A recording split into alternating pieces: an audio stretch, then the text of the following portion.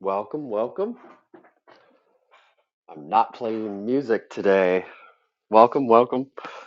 Not playing music today because I just realized if I intend to use these recordings anywhere, YouTube, podcast, or anything, I can't have licensed music in here. So I got to come up with my own beat or something to play at the beginning and end. Hey, Jackie. Hey, good morning, Derek. How are you? Good, good. Scrambling around. Super Maybe you busy. can come up with, maybe AI can help you compose something. Yeah, totally. There definitely are apps. I probably will end up just like I have a bank of beats for like the video program I pay for or whatever. It'll probably end up just selecting one that's half decent. But yeah, that would be cool. I wonder, Connie. Oh, Connie just popped in. But Connie, do you know any AI music? I want to make a beat for my rooms so I don't have to use licensed music. Do you know of any music AIs?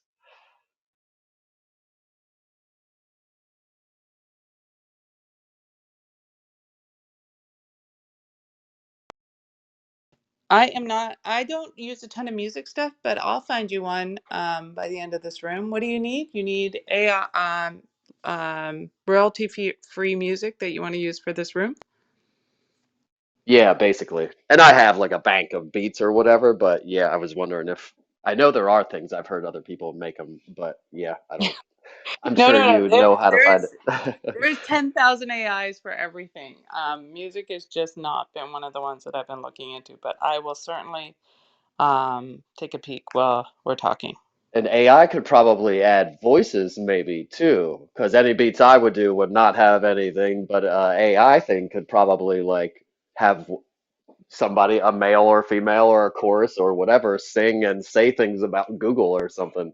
Oh, now I'm getting excited about it. Welcome, Well, welcome. there's certainly video apps that you can do that will create a video for you about Google with your direction with music and everything else. That's definitely available. Well, that's going to be a rabbit hole for me for sure. What time is it? 9:03. Usually wait till about 9:05 to dig into it. Hello, hello. I modded a couple of you. Feel free to pull people up as well, or say what's up in the chat, everybody, wherever you're from. Good morning. Everybody's merging over. Nice. Exactly as I planned. Hey, Connie, I had a quick question while Derek's getting ready. You mentioned yesterday something that you were using for headshots and it worked off of the face recognition. You said it can do it from all different angles and stuff. Was that an app or was that ChatGPT? So there's a lot of headshot generators, but the one I was talking about is called Try It On AI. Try It On AI. Just Google that. I think it's $21, and what you do is upload 10 to 20 selfies, and it will create headshots for you. But what I was saying about the face recognition is when you upload your selfies, do it like you were doing face recognition, because I just did 10 selfies straight on. And what I should have done is turn and given it some angles and different pictures of me so that it can figure out my whole face. Like I should have turned to the side, I should have looked down, because it gives you 20 selfies. So it's that's what it is. And Derek, I did a quick search and it looks like there's a thing called sounddraw.io. So SOUND and then raw.io. And it's welcome to AI music generation. Create your beats with the power of AI.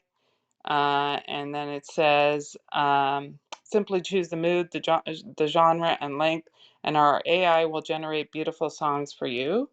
And it does say true royalty free, the license is forever, no copyright um, I just don't know. Oh, and then its creator cost is $16.99 per month. Sweet. What was the second one?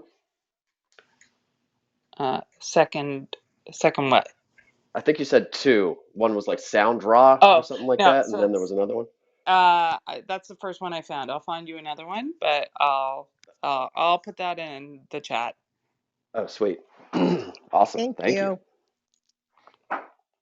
Thank you, Connie. Yeah, and I wonder if it can probably make you can tell it to make like an intro and an outro and a hook and you can make all yeah, this is gonna be cool. Now you're going to be our DJ. I was actually starting. I used to DJ in college and high school. I've DJed in the past. I like music. I was thinking about having like a radio, kind of like the book dude does, just a book playing all the time with a link at the top to sell stuff to people. Just have a DJ room and have like a genre in a few hours or something and just play music. One of a rapper from back in the day does that on IG, and that I think that's mainly how he makes money now. His name is Derek, actually, D Nice, but now he runs like DJ long live DJ sessions on IG. All right, so I guess we'll get into it. And if anybody missed it, I like to play music like at the beginning and the end, but then I realized that if it's licensed music, that's gonna mess up me putting this stuff anywhere else. So I'm stopping that, and then that's why we got on the subject of AI music generators and beat generators. So hopefully by next week, I got some kind of beat of my own, and then we can talk about that too, how that worked out. So, welcome everybody. Thanks for coming in here. You're in the Google for Real Estate House. Click the house above to join. This is our recurring 60-minute Wednesday 9 a.m. room. So you can find us here every Wednesday at 9 to 10 a.m. Sometimes we go a little bit over. Today we probably won't because I've got a full day of Zoom in and Zoom in. Well, Google Meet now because I've switched over to Google Meet. And if anybody wants to ask me about that transition, you can. But I've got a long day of Google Meet, so we probably will end close to on time. I'm Derek Bixler. For those of you that don't know me, single data three, commercial and residential real estate agent of 17 years, outdoor adventure sportsman, and Google marketing geek. In this room, we usually talk about dominating Google local search and getting business from our Google business profiles. I work with a lot of agents and agencies. That's my niche, real estate agents and agencies. But if you are somebody in a different business type, most of this applies and I can help with you too. So don't be afraid to come up or ask questions or think it's only for real estate agents. Other business types could apply. And in these rooms, we also discuss other Google stuff. So not only Google business profiles or Google ads or Google marketing stuff, but also the vast array of all their tools, email, notes, scheduling. In the room before, actually, somebody was talking about, Connie was talking about notes. I use notes. I love it. You can share notes with other people. They have tasks. They've got pretty much everything Trello or like project management tools do, you could do within Google. But so we talk about Google productivity tools and all the other stuff that Google offers outside of marketing as well. Replays are on, recordings up until now, they're still sitting there. At some point, I'm going to start moving them somewhere else or having them up for only a certain period of time. But right now, the replays are there. At some point, I'll have a community that'll probably be housed in. If you need to contact me, hit up searchbomb.com. I guess I should put that up at the top so you can reach me. If my alerts would go away. Give me 1 second.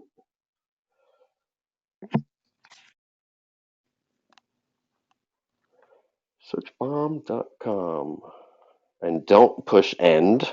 There you go. All right. So if you need to reach out to me, you need to talk to me, a discovery call is the easiest way. Just hit that up. Or if you want to see my pricing or anything with me, hit that link above. make sure you follow me and all the other people in here. I don't see any. I said join the house, and I don't see any pink tickets. So everybody in here is good as far as that goes. And please come up on stage and chime in with an ad or a question as we go. I can yap and fill up the space, but I love having input from everybody else. It is encouraged, welcomed. Please do it. So come up to stage, or if you want to come up to stage and say nothing, that's also fine. So whatever you want to do, but please, it is encouraged. I go hoarse sometimes, especially when I have long weeks of Zoom and meets and speaking in rooms. It gets a little heavy on my voice. So please come up, please chime in if you have an ad or anything. So now we'll get into it. That seems like a lengthy intro, but I feel like I need to say all that stuff. Whatever is what it is. It'll be evolving probably. So we will today on the agenda. I have a couple pieces of news. Um, then we'll have some AMA, some Ask Me Anything about Google Business Profile or local services ads or any digital marketing thing really, but more Google Business Profile centered and Google Ads maybe. And then we can also have a continuation of the discussion about the other Google apps and tools. I had a long list of stuff and ways that I use Google, and we got through maybe a handful of them. So that's what we'll do. We'll talk about a couple pieces of news first, then we'll do some open up the floor for some Ask Me Anything, and then we'll do a little Google Apps and Tools stuff in there. Also, last night there was a room in the Real Estate from the Heart House, the TikTok Tuesdays in there. I was in there for, we did like a Google slash Instagram room, and we talked about optimizing all your online profiles for local search and local discovery and to look good when people look up your name to vet you, your branded search, quote unquote. So if you missed that room, I think anybody know, those are recorded, right? Are they? Yeah, I'll double check last night's though. Yeah. If not, you'll hear me say the same things over and over again over time anyway. But if you missed it, you could hit that up. And that's what we talked about. And then, all right, so we'll get into the news, the two pieces of news.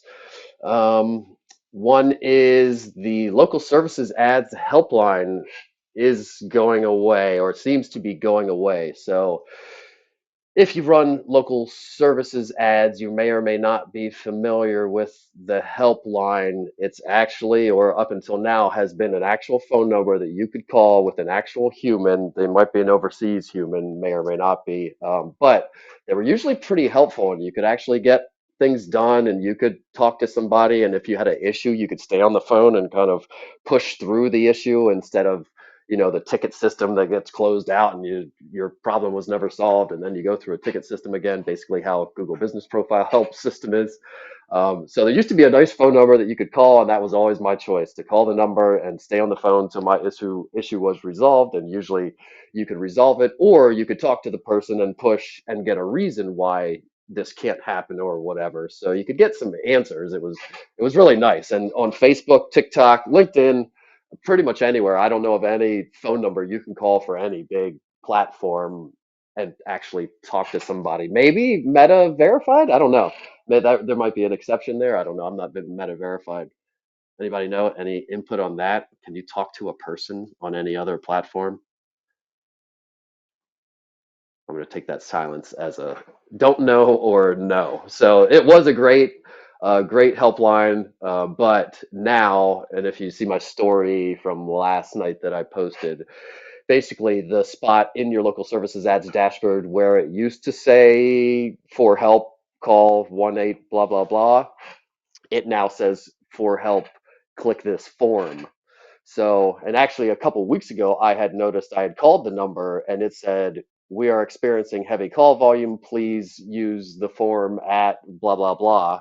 And I was like, well, it's just busy. Of course, they would have that as an option when it's busy. But then for a few days, it was saying that, which made me kind of suspicious and thinking, oh no, they're gonna just start pushing everybody to that. And then yesterday I was in somebody's local services ads dashboard and we pulled up, I was just about to say, and down there's the phone number if you need the helpline, and it's the best helpline of any.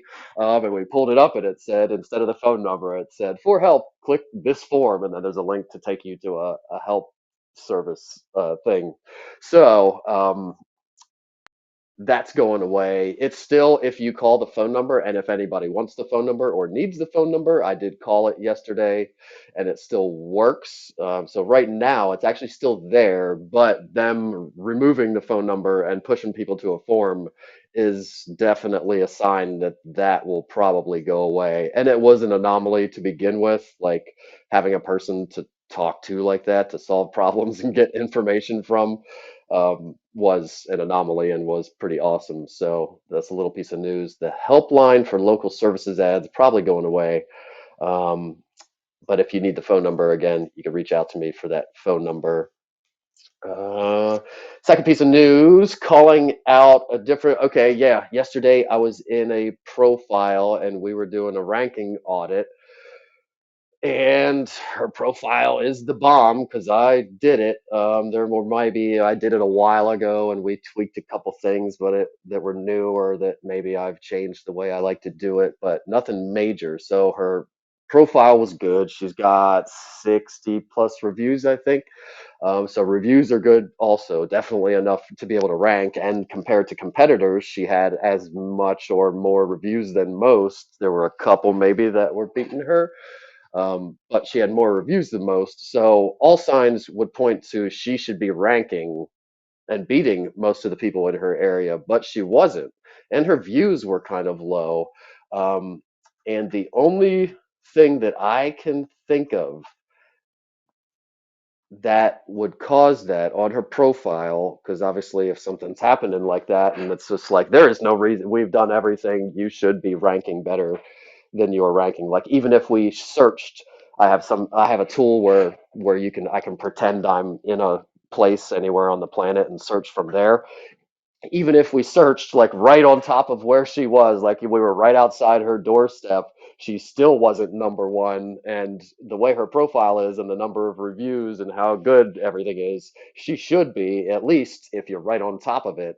That test should be, she should be number one or really close. If somebody nearby is really, really, really good, they might beat you, but it should be there. And she wasn't. So this raises all questions. Why are you not? What's wrong here? And the only thing I could come up with is we are calling out in her name where we call out keywords, place realtor, Harrisburg, Carlisle realtor, whatever. Um, she did not want to pigeonhole herself into the city name where she is verified and actually located. She wanted to call out the nearest big city. So, say New York City is close by and she lives in Timbuktu. She didn't want to put Timbuktu Realtor. She wanted to call out New York Realtor. And up until now, I've said that's fine because that will get you to show up for New York City Realtor a little bit when people search that. And I didn't think it hurt. But looking at this profile, now I think maybe calling out the wrong place actually hurts you. I thought it might not help you as much as calling out the place you're supposed to be calling out, if you're following me. But I didn't think calling out the place where you are not located would hurt you. And that's the only thing I can think of in this case. And I'm going to start researching a little bit, but that's the only thing I can think of in this case that would make her not show up in the search properly was that we were calling out in her name, and her website also talks about New York City. That's not what it is, but talks all about the New York City realtor. I'm the all keywords New York City realtor, New York City real estate, but she actually her Google business profile is located in Timbuktu, which is, 10 minutes outside of New York City or whatever. So she's calling out a place where she is not. So I think from that, and I don't take this as gospel, it's a theory at this point. It's not completely proven, but that's the only thing that I can think of that could be doing that because everything else on her profile is as it should be and everything's set up like the bomb and she's getting reviews, yada, yada. So we changed her name. We removed calling out New York City. Again, that's not what it was, but we removed it. So now it just says Jane Smith Realtor instead of Jane Smith New York City Realtor. She still didn't want to call out where she is sitting, so we left that out. But we removed the place that she is not. And then I told her on her website to go ahead and change a bunch of stuff on there to be more general or not call out that other place where she is not also. So that'll be a test to see if that helps her rankings. Hopefully it does. If it doesn't, obviously, then we go in there and try to troubleshoot again and say, what the hell is happening? But um, that's all I can think of. So the piece of news, in short, I guess, is in your name and on your website and in your content, but your name of your Google Business Profile and your website would be the most prominent and important things. If you call out a place that you are not sitting in, a place different from where your Google Business Profile sits, it might hurt your rankings. So, and again, don't take that as gospel, but that's just a little thing that I noticed yesterday and thought was interesting. Anybody have Derek, any were any questions of or the anything about the news? oh, sorry, were any of the reviews from the New York City, or were they all the reviews from people in her local market? I would guess, I don't know, but I would guess they're spread around.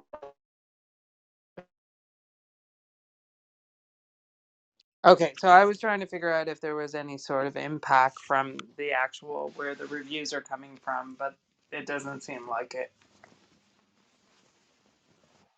Hey, Derek. It Back should to the just local be services ads. proximity based. I mean, there are things that can trigger your proximity or your reach expanding a little bit, but it should still, if you're right on top of it, they should be there or whatever. What's up?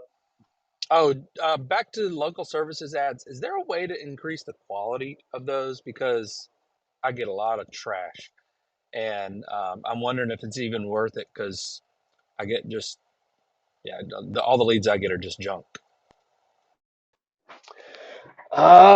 Yeah, not really any way to make them better, unfortunately. You could do things like remove first time buyer from it. A lot of times those are harder to work, I'll say. Um, removing things like other, nobody really knows what even other even means. Maybe that means investments or other just real estate things that aren't listed as the little services that you can check mark. So removing some things and only leaving like seller agents or something like that can greatly decrease the calls. Um, but obviously, most internet leads come from buyer leads. That's why everybody's always chasing the holy grail of how do I get listing leads from how do I get listings and listing leads? But it's we all know it's way easier to get buyers and it's true of those too. The second you turn off any all the buyer stuff, the leads kind of cease to exist. I mean, they're slow anyway right now, but taking and that's true of other Google ads and Facebook ads and as soon as you turn off any buyer stuff, it's crickets. Not that it's impossible or you can't do it, but it shuts off the faucet a lot. So checking your selections on the calls that you want, obviously.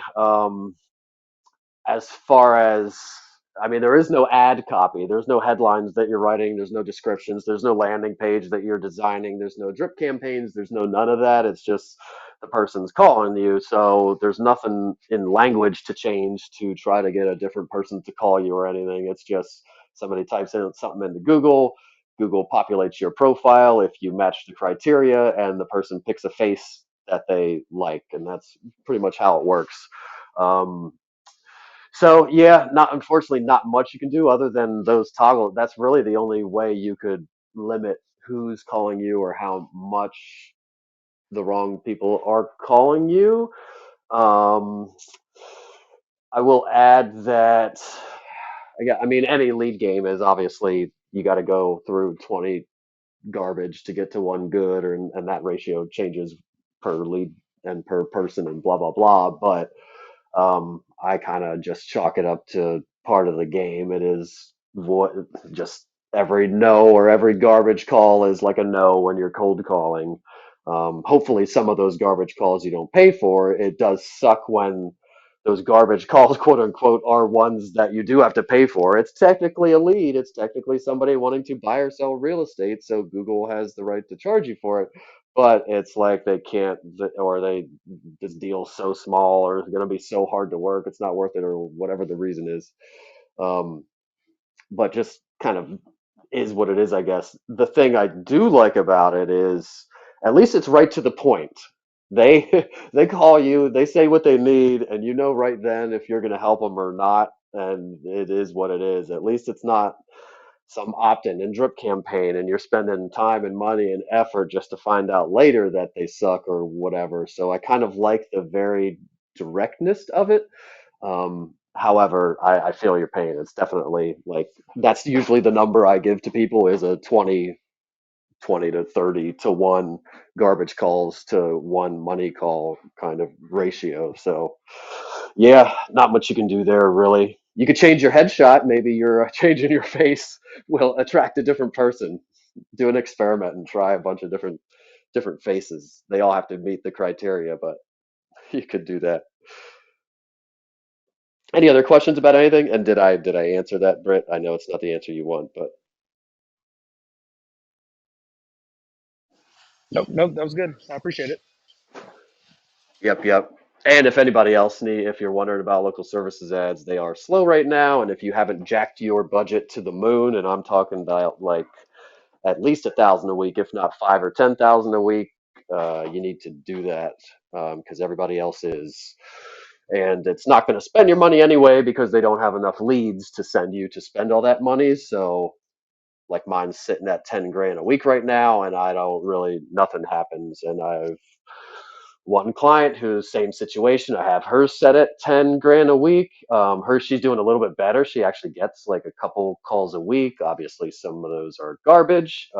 A majority are garbage, but some are good. And she's getting a couple, but even there, it's not spending that 10 grand at all. So don't be afraid to, if you're running local services ads, to jack that budget to the moon.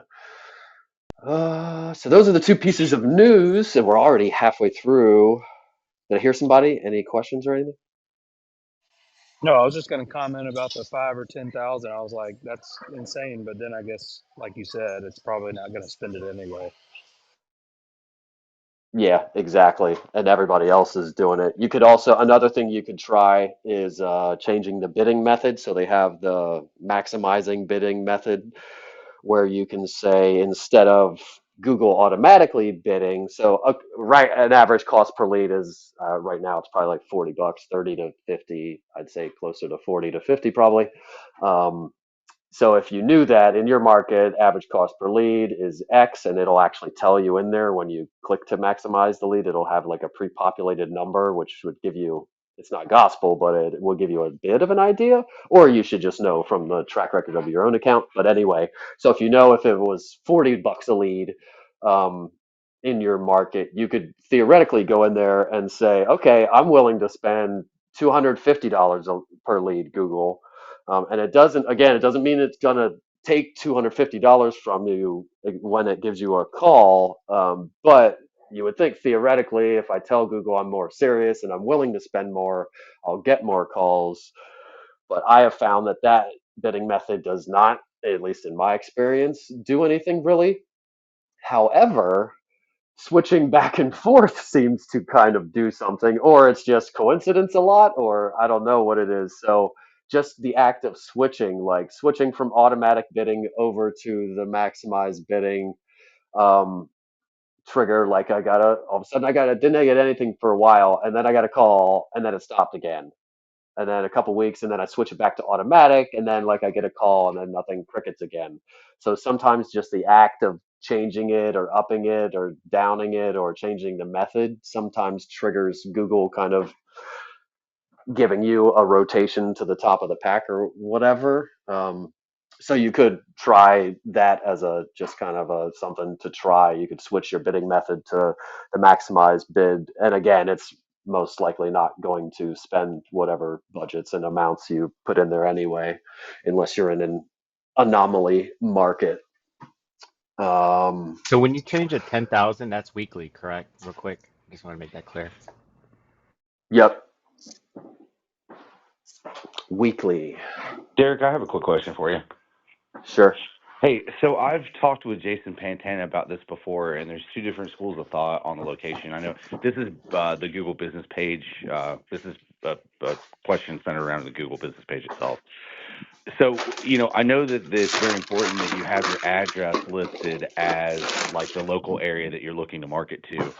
Is it also necessary, because I've heard conflicting information from Jason Pantana and others, that it's maybe not necessary to have the name of the city that you're working in your title? So, for instance, my page is the Hudson Group Real Estate Team with Century 21 Results. Well, I market directly to Woodstock, Georgia, which is a suburb of Atlanta.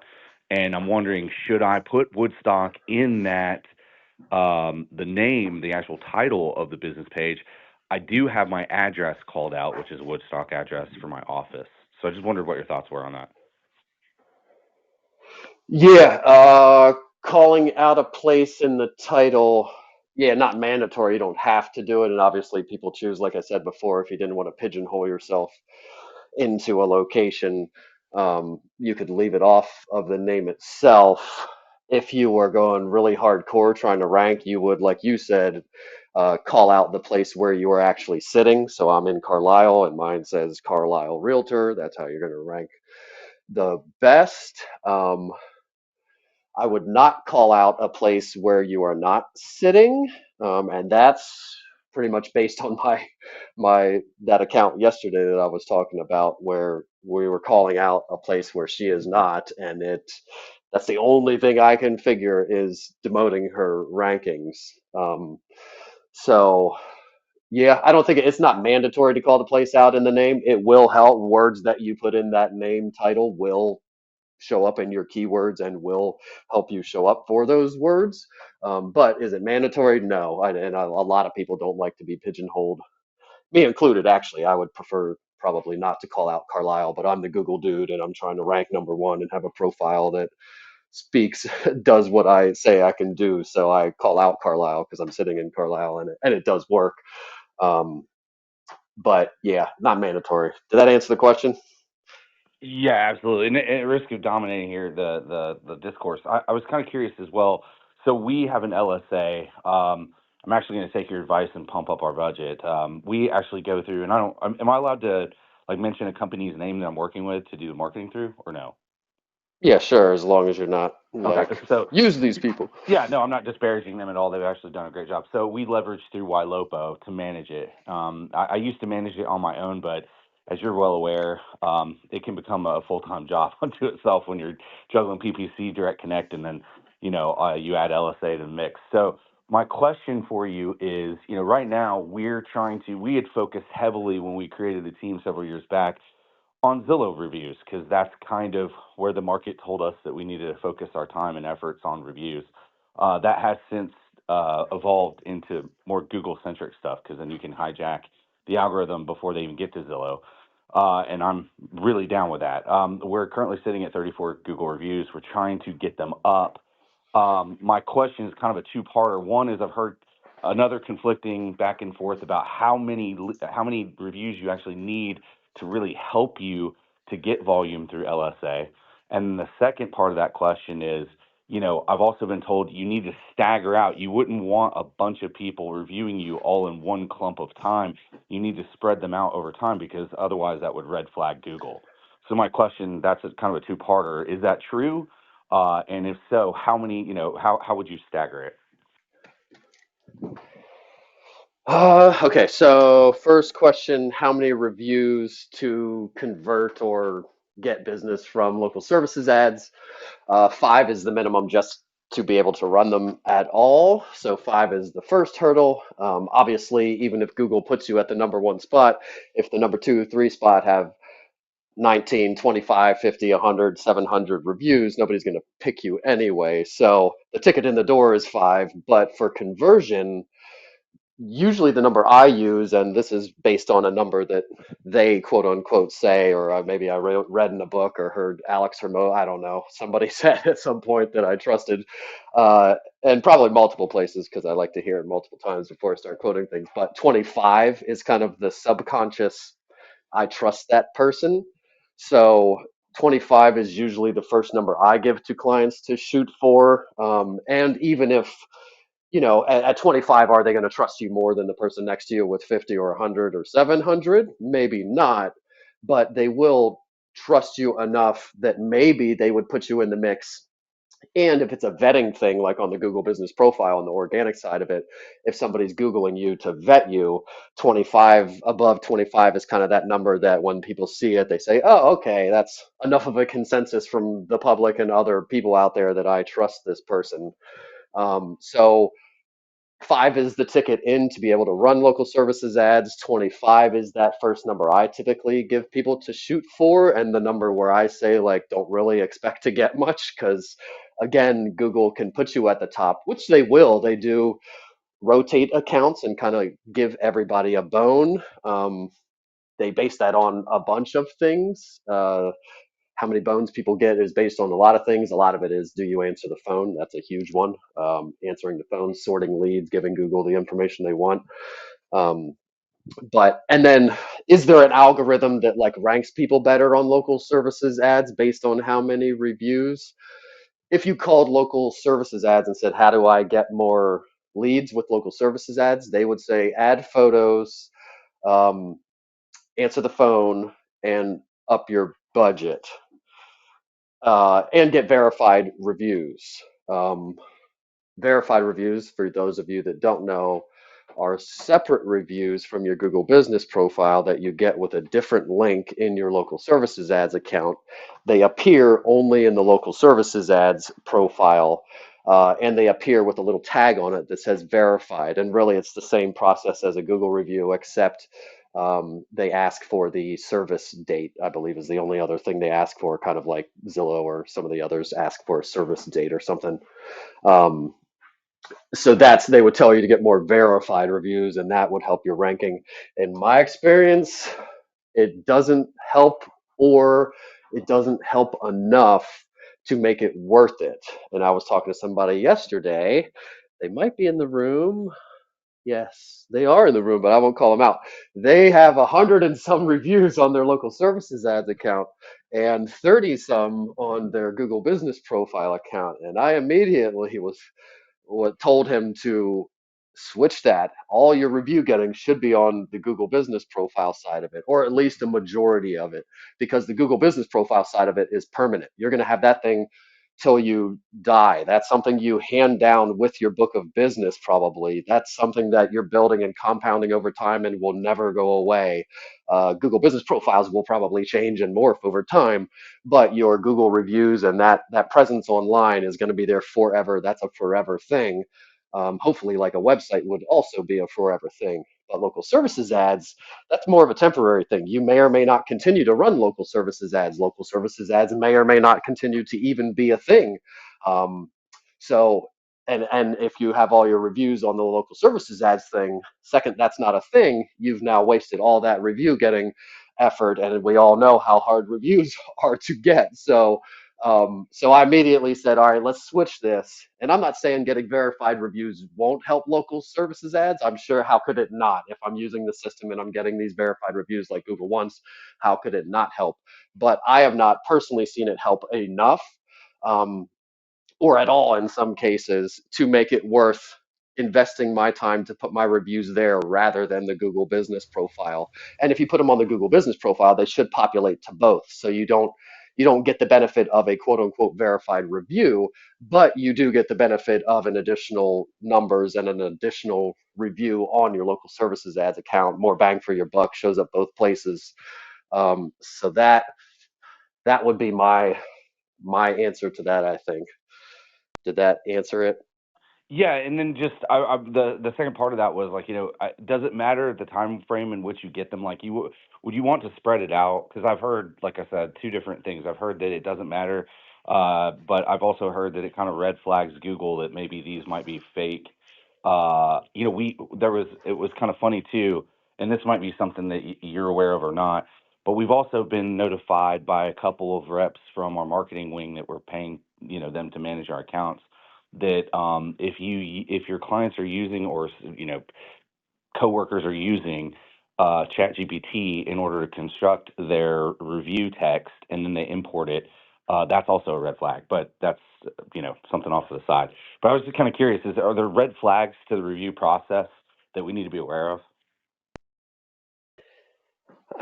So Google does not publish. It'd be awesome if they just publish and say, here are all the red flags and things, and here's the best way to give a review so it shows up on our platform.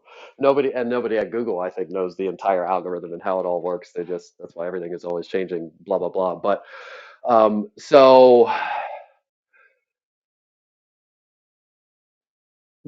I would not overthink it, is my ultimate answer about reviews. And this is the number one talked about thing. How do I ask for reviews? How do I get them to show up? A person gave me a review and it didn't show up, blah, blah, blah. And there are ways to maybe help it to show up and best practices to do things. But ultimately, what I say is don't overthink it. Just keep asking for them, and don't overthink it. And don't agonize if one doesn't show up. All right, that's just part of the game. Yours didn't show up. Move on. Send my link to somebody else. Texting that link or emailing that link out to more people is way easier than going through the help channels to try to get it to show up with Google. And then it may or may not even happen after going through all that. So it's a big waste of time. Um, it's more as far as like specifically asking a bunch of people in one place at one time to give you a review. That in itself is not a red flag. It's more if it's an irregularity on your account or for those people giving the review. So it's more based on kind of irregularities either with your past history or whatever, and the review giver. Like if it's they just created a Google account and it's their first review ever, liable to get blocked. Or if you've never got a bunch of reviews in one place at one time, maybe liable to get blocked. Some get through, some don't. Maybe all get blocked. Who knows? But if you continually have events and you're always getting big blocks of reviews like that, there is no blanket like you're not allowed to do that. Google, they sell, they tell you to put a QR code at your business or at your events and ask lots of people at one time in one place, and at fairs, or there's all kinds of reasons where people would be giving lots of reviews at one time in one place. So it's more when it's anomalies or irregularities or unknown reasons that none of us are privy to the algorithm, so nobody has a full picture of it. But I think my ultimate answer is don't overthink it. Just keep asking for them mofos. And if some don't show up, move on. Just keep asking for them, asking for them, asking for them. If they don't show up, move on with your life is my ultimate answer, I guess. All right, thanks, man. Appreciate it. Hey, Derek, when you set up your budget, is that 10,000 a week or 10,000 a month? A week. Okay, that's like $43,000 a month. Okay. Yeah, it'll never spend it though. Like mine's sitting at 10 and it does absolutely nothing really. Maybe a call every couple of weeks or something. So if there aren't calls to hand out, it can't spend it. And if it was spending it, you'd be getting the calls and you would know it as you go and you could turn it off or whatever. But yeah, I wouldn't be scared about it. Or you could just up it to like 1,000 or a couple thousand at first if it scares you or whatever. Um, That's what I just yeah. did, and it is a little nerve wracking jacking it up, but I'm like, I gotta trust it. Yeah. Well, hopefully the phone does ring. That would, if it works, then great. Hopefully at least one of the crap calls you get will be something decent. Derek, could you touch on Google Meet, why you're changing from Zoom? Is there a limit to it, like time limit? Are you finding that it's similar to just the free account? If somebody doesn't have a Gmail account, is that an issue? Could you give me a little bit more info on that? I think the biggest three things to know about Google Meet would be you have to create the meeting with a paid workspace account to be able to record it and to be able to use a bunch of the features. So that's something that I'm dealing with right now. I have my Calendly. I like to use my regular Gmail calendar. So that's what I have my Calendly hooked up with, which creates the Google Meet link. But I want the Google Meet link to be created with my other email address, and there is no way that I've figured out how to do it yet. So that's a hurdle I'm hitting there. Another, I mean, I can get past that one. I can figure that out with some kind of automation or something probably. So that's not that big a deal. The other one is just learning curve for other people. Everybody uses Zoom and nobody uses Google Meet. So user, the people on the other end kind of figuring it out. Meanwhile, I don't fully know how to use it yet, so I can't help them a lot. I'm getting kind of good now. I've been using it for a couple of weeks. But yeah, so learning curve. Also, it is. Well, actually, there is a dedicated app, so I'll take that back. Most people will end up using it in the browser, not in a separate like program. So it ends up being a browser tab that you could possibly close or lose or whatever. I mean, not that big a deal, but there is a dedicated app. However, when I downloaded the dedicated app, it has me logged in as my personal Gmail, and I can't seem to switch over to my other one to use the other one with the dedicated app. Um, but in general, it works good. I like it. I already pay for it, so I figured I'd at least give it a whirl. I do like you can share multiple screens at once, so I like that. I don't think you can do that on Zoom, or maybe you can. It's really easy to get on with my phone. It kind of seems a little bit easier. So now I can get on. I get on my desktop and my phone because I like to look at Google Business profiles and audit them in Google Maps on the Google Maps app because that's the best place to look at one. So it shares screen on a mobile phone a little bit easier. Um, but pretty much I just switched because my Zoom came up for renewal and I was like, I'm Mr. Google and I'm paying for it. I'm going to try to Google Meet. But Did I you don't, say there was it's fine. a limitation? I mean, is it like 45 minutes like Zoom? I might have missed that. I think it's unlimited. You just you can't record or anything. However, I have not tried to do a meeting on my personal unpaid account to see, but I think that's part of their selling proposition over Zoom is it's unlimited, but then it's just limited in other ways. Hey, Derek. Actually, I like Google Meet better now. My company switched over to about a year ago. I think it's gaining popularity, so I'm used to it. And I do like the fact that it is unlimited, but we always have our meetings recorded, but I guess that's a paid version. But I think a lot of people are switching over. We've been using it for like, I think probably, I would say a year and a half, and I'm used to it. I prefer it. So now when I get Zoom meetings, I'm like, of course I'm used to Zoom, but I prefer Google Meet, and I'm getting used to it. Just my 2 cents. Yeah, and it does. Yeah, the recordings. That is a nice thing. The recordings automatically go into your Google Drive for that email address or whatever, so it's already kind of there to easily. I just go and say, copy link, share with person. Here's your Google Meet recording or whatever. So I do like that. Um, yeah, I think it's as good as Zoom, as good as anything else. It's just maybe not as many features and add-ons, but there's probably a bunch of stuff that I haven't tried yet. Um, I like it actually yeah. better. I think because I'm more used to it. At first, it's like, what is this? But now it's been a year and a half, and I feel like it's just for some reason it's easier to use. I like the display and everything is better now that I've been using both of them for a while. Yeah, Google has a way. I like Google's minimalistic, all their stuff, like even their websites and everything. It's pretty much pretty basic, and then a big blue button to do whatever you want to do. And all the Google stuff is really kind of just basic, but it does it and then it does the things, and it's pretty powerful, and there's hidden features. But yeah, I agree with that. I like the kind of simplicity, and it just works. Is there a way to remove Any the photos from my business, Google My Business? Because I have some remove photos. photos. If Yeah, I have you some added photos. them, yes. If a consumer added them, they would have to delete them. If they are yours, yes. But you have to do it individually. So you have to click on it, then click the trash can, click yes, trash it, then click on the next one, trash can.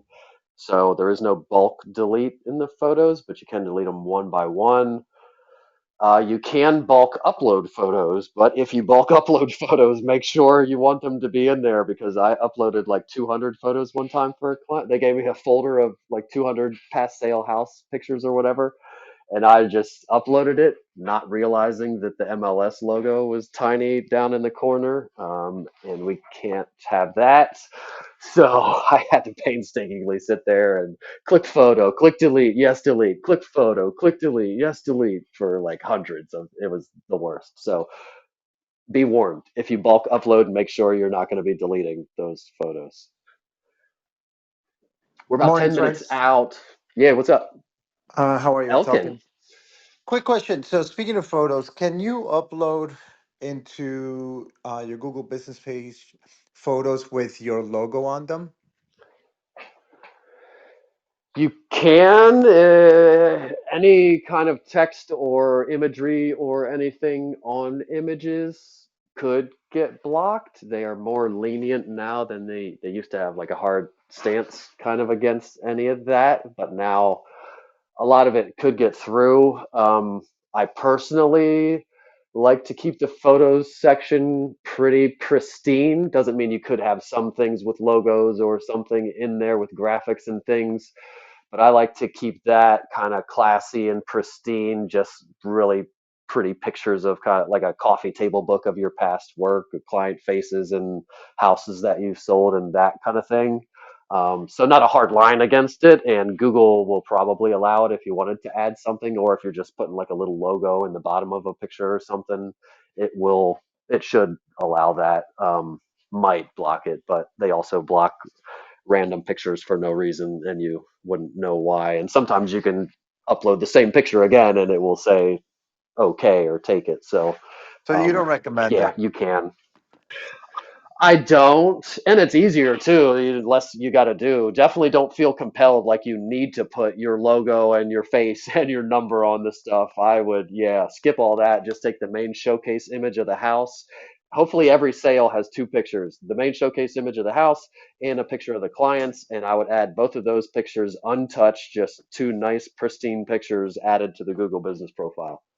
What do you mean the picture of the clients? If you get like client pictures at settlement or something. What about like if you just have a new listing and you want to, you do a post and then you just want to use a couple of those pictures? Can you do that? I would definitely add the main, like whatever photo you're using for the main MLS picture. Maybe a couple others. You definitely don't want to upload like all 45 pictures from the photographer or whatever. You definitely don't want like bedroom number 2 and bathroom 3 or whatever. I would stick to more exteriors, and not that many. Too many interiors starts to kind of have the home staging or interior design or furniture store or architecture or any number of things that we don't do. That's both my feeling and evidenced by Google tends to favor, it tends to showcase images of houses. So on real estate profiles, it will choose images to showcase, and typically it will pick a plain image of an exterior of a house or a smiling face are the two things that it likes. So I base that on what we should be putting there. And it makes sense. They want things to represent exactly what they are and answer people's questions. I look for a realtor. They want this profile and real estate profiles to scream real estate, and nothing screams real estate like the exterior picture of a house. And then obviously clients and faces are great social proof. Because I'm in the city, so we don't do exterior photos, right? Because we don't take pictures of the building itself. So most of our pictures are interior. So maybe we'll just use like one or two or so. But it's Yeah, good, we'll good just to know. switch it up. I didn't never thought about that really. Yeah, so if there's places where you don't, so you don't even, do you have a picture? Maybe you have a view from the balcony picture. I wouldn't worry about that rule. You'd probably be an exception to the rule then. Just pick the wow pictures, whatever the like 2 to 3. Maybe the kitchen is usually a wow picture, and the view is a wow picture. Just pick a few of the wow pictures and go with those ones. Okay, yeah, we don't have a lot of wow pictures, but some are. So, You got to find the wow. yeah, it's like a shithole for $1 million, but yeah, we'll make it work. Yeah, and you could be selective. You could go back in time too. There's nothing, it doesn't have to be a current listing. You could go back in time for your whole career and pull up, compile a bunch of pictures of past sales of the wow pictures to drop in there. Even if you just drop in a good 20 or so, it makes for a nice little slideshow of houses, and you look pretty and look like you're doing work and doing what you say you do. Well, thanks, Any other buddy. questions? Where are we at? My computer just shut off. 6 minutes out.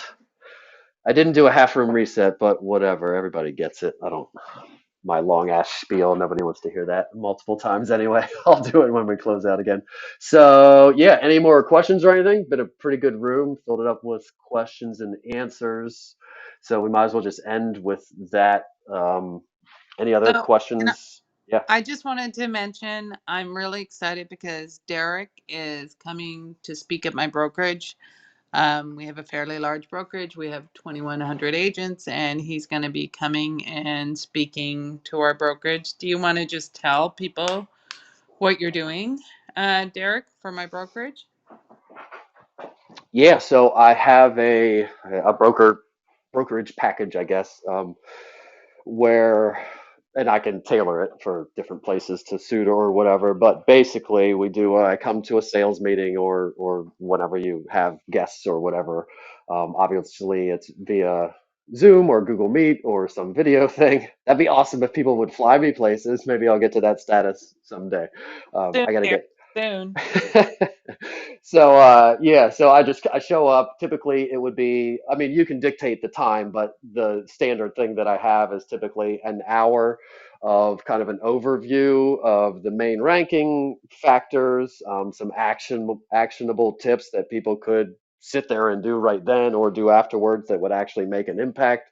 So some quick wins and kind of an overview of Google Business Profile and how to dominate the realtor near me results page on Google. And then the second hour is a live audit, question and answer, and that kind of thing. And that eats up an hour pretty well. And then also like with Connie, they're having a verification. They just changed location, so pretty much everybody there has to re-verify. So I inserted that specifically that we will go over how to do the video verification process so that all the agents have that. And then obviously afterwards, people can follow up with me if they need more individual help or whatever. But yeah, it's about an hour of overview and quick wins, and then an hour of Q&A and live audit and interaction.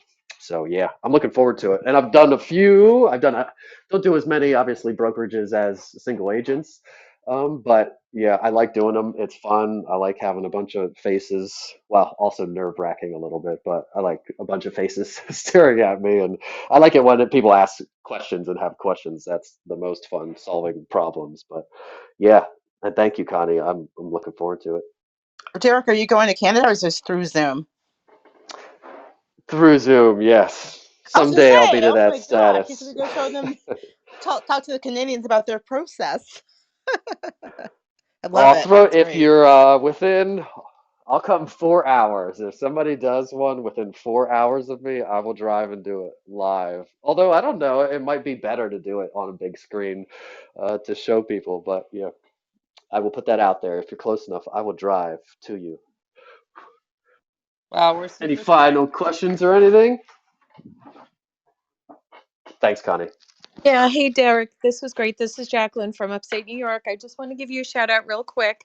So, I finally I had this Google business thing in my job jar for a long time, and I wasn't carving out any time and really giving it the important attention that they needed. So I reached out to Derek, and I got his services, and we did a lot of work together. And I've already started to notice the difference with the quality of reviews that I'm getting. So if you see how important this is and you want to get it out of your job jar, I strongly suggest carving out the time and grabbing Derek and having him, put your best foot forward while, we're still at the beginning of the year. Thanks so much, Derek. I really appreciate you. Thank you. And I'm looking forward to finishing up yours because we had an issue with hers, which is still being an issue, but we'll get through it and power through it. Google, sometimes you have issues, so it is what it is. Just like real estate, I have to be the calm one saying like, not a big deal, suspended. And Jackie's not suspended, but yeah, I have to be the one that's not a big deal, all good. Can't be freaking out, and then if I freak out, everybody's freaking out. So, yeah, thank you, Jackie.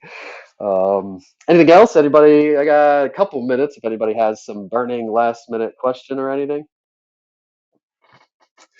If not, I'll do my thing. You have been in the Google for Real Estate House. Click the house above to join. If you're not a member, here every Wednesday, 9 a.m. for 60 minutes. I'm Derek, single data 3, Google geek, real estate agent. In this room, we talk about Google local search and getting business from our Google business profiles, as well as other Google apps and tools, blah, blah, blah. Replays are on and recordings will be available for some to be determined amount of time. If you need to contact me, hit the link above. Searchbomb.com is where you find me. Make sure you add and follow me and everybody else on stage and anybody you want to be friends with and follow around. And that's it, I think. I was going to say my last sentence there is please come up and join and chime in, but I guess we're ending it, so that doesn't make any sense. So I'll end it there. Goodbye, everybody, and we're going to go out in 5, Thank 4, you. and Mindy. Oh, she just dropped out. I was going to tell her to get a. She had a pink ticket. Hopefully, Yeah, she comes I sent her back a and gets link to rid of that pink join. I ticket. sent her a link, so she'll probably it'll be gone next week. Sweet. Thanks, Donna. Thank you, Thank everybody. you. Thanks, 5, Derek. Ciao. 4, Thanks. 3, 2, 1. 5, 4, 3, 2, 1. One. Peace out, everybody.